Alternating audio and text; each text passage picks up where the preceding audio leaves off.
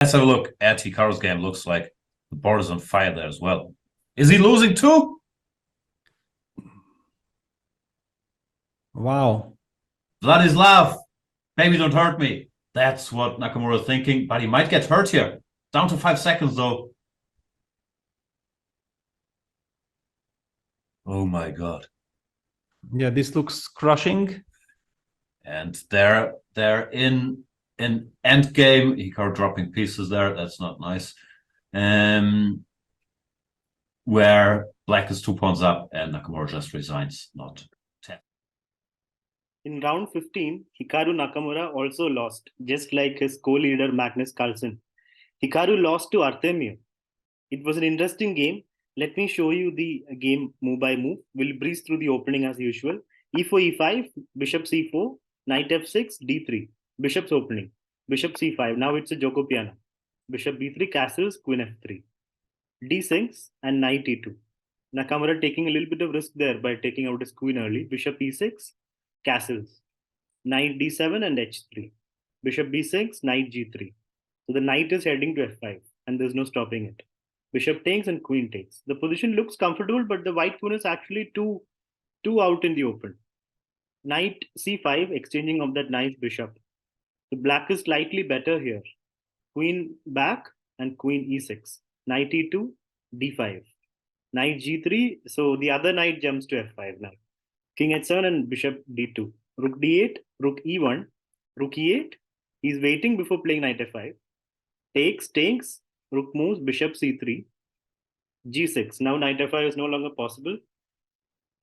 Rook E1, rook D8. Black has the D file, but he can't enter quite yet. Bishop D4, another exchange. Here Nakamura played F4. It was a little bit provocative move. It was not required to change the pawn structure like this. It leaves weaknesses. Takes. The E4 pawn is too weak. Bishop takes and pawn takes. Knight G8. Because rook F1 was coming. So he moves the knight away. Rook D2 is another option. Rook F1 anyway. King G7. He defends F7 well now. Queen F2. Piling up on the F5. Pawn B6 just waiting and knight D2. Rook F8. Knight D4. Attacking the queen. Queen moves. Queen E3. Rook E7 and Queen G3. The white's position is now completely fine. It's slightly better for white. Now King G7, Queen G3. So they repeat twice, but Nakamura goes for the win. Queen G4. Pawn C5. Knight has to go back to F3. And here Queen E6. Queen H4. Attacking H6, but it's defended by the knight. King G7. Queen G3. Knight F6. And now it came Knight G5. This was an interesting moment because Nakamura went for this. Because if pawn takes, the knight on F6 also hangs. Nakamura had different options. Knight D4, Knight H4 and Knight G5. These were the three ways. It was already better for black. Because E4 pawn is a big target. And if that falls, the whole position crumbles. So he goes for desperate mode. Knight G5 takes and takes.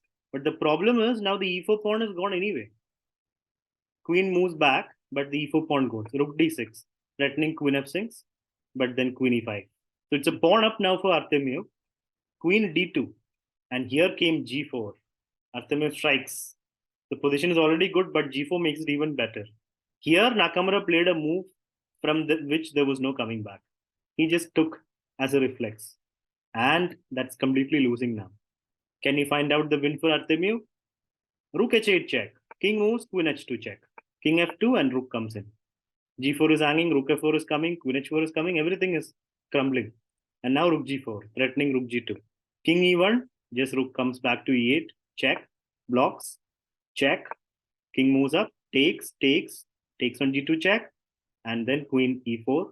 Here Nakamura resigned because he's going to be 2 pawns down in a rook endgame, that 2 connected pass pawns. So the 2 co-leaders have fallen in round 15 of the World Blitz.